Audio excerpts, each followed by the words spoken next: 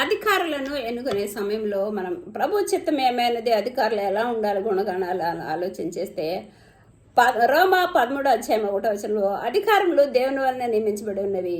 అధికారులు దేవుని పరిచారకులు. దేవుని వలన కలిగినది తప్ప అయ్యే అధికారం లేదు. ఎవడైనా అధ్యక్ష పదవి ఆపేక్షించిన అటువాడు సాత్వికుడు, జగడమారిన వాడు, ధనాపేక్ష లేనివాడు, సంపూర్ణ మాన్యత కలిగిన వాడే ఉండాల.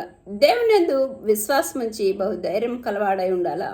ఎలా ఉండకూడదంటే పరిచారకులు ద్విమనస్సులుగా ఉండకూడదు, మాట ఇచ్చి దాన్ని నెరవేర్చేవారుగా ఉండాలి. కాబట్టి అట్టి వాళ్ళని అధికారులు మనం ఎన్నుకునే ముందు ఏం చేయాలంటే 1 తిమోతి 2:3 రాజుల కొరకును అధికారుల కొరకును విజ్ఞాపన, ప్రార్థన, యాచనలు, కృతజ్ఞత స్తుతులు చెల్లించాలి. కాబట్టి మనము మా అధికారులు ఎన్నుకునే ముందు మనం ఏం ప్రార్థన చేయాలంటే, ప్రభా నీ చిత్తంలో ఉన్న వారిని మేము ఎన్నుకునేటట్లు ప్రభా నీ నీతి న్యాయాల ప్రకారం నడిపించే వాళ్ళని ఎన్నుకొని వారి ద్వారా మీరు మమ్మల్ని పరిపాలించి నీ నామనికి మహిమ